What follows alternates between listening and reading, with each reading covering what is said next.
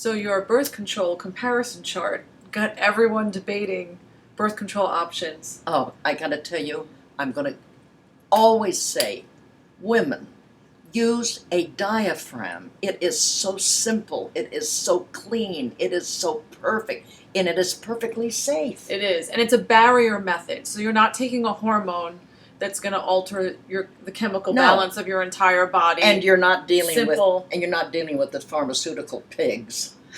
I would call them out day one. I will always call them out. I was on the pill for 15 years, and I'm very happy to be off of it. Very happy. So when I heard that, she'd been on my ass to get off the pill since we met. I couldn't get over it. No. Numbs you out. It really numbs you out. It suppresses a lot of gorgeous, beautiful female sexuality stuff, like, you know. Exactly. So if you're on the pill, you're not as fully sexual as you could be, and you're really screwing up your body. Just don't be so lazy. Get your fingers in your... Well, okay, so let's talk about that, because one woman commented, so can you and Betty please break down how to put in and take out your diaphragm, because she's having problems. And I will say, when I first started using the diaphragm again, I had a few problems with it, and I was like, hold on a second, what is this about?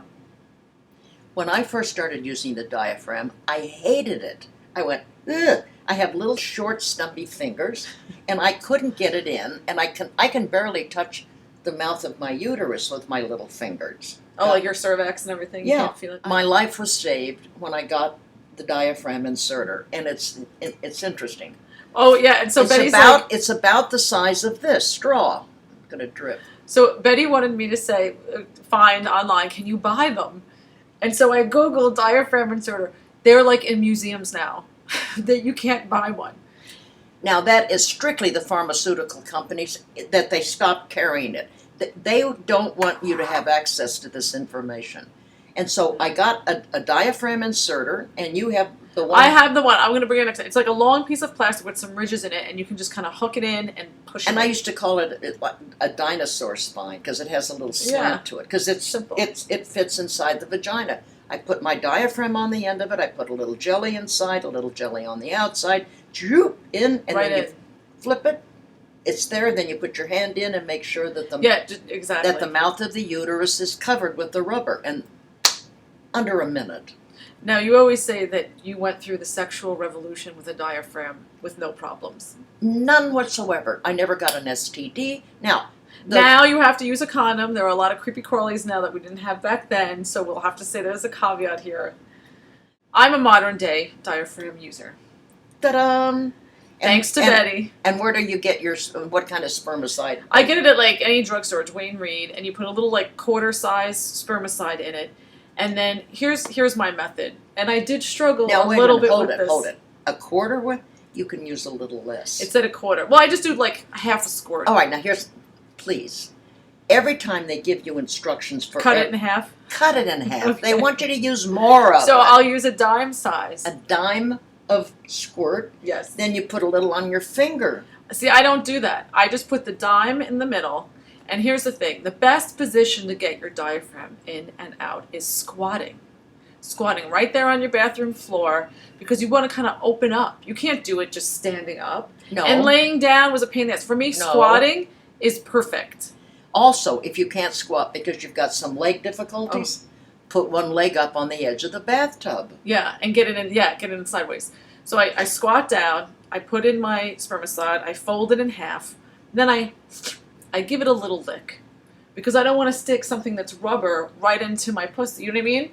That's the spermicide is covering it. You don't need it. Well, anyway, I'm just telling you how I do it. So then I spread open my inner labia. You can't just pop it in.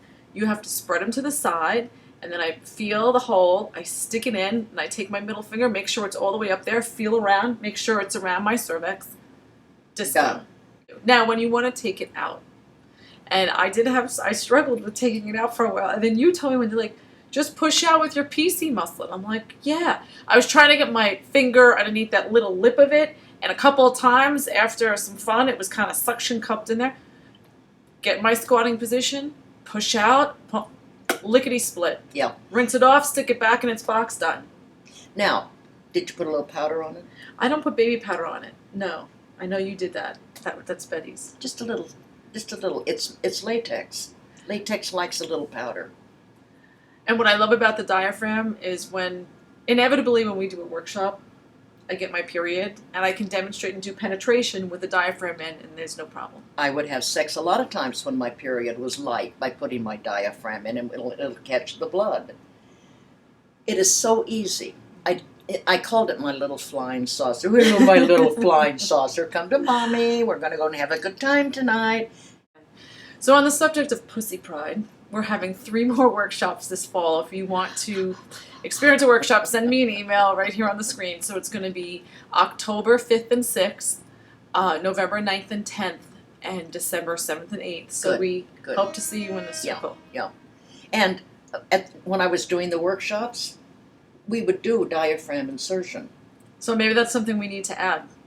So if there are enough women on the diaphragm, we will demonstrate how to do it. It is, please, darlings, go get your diaphragm.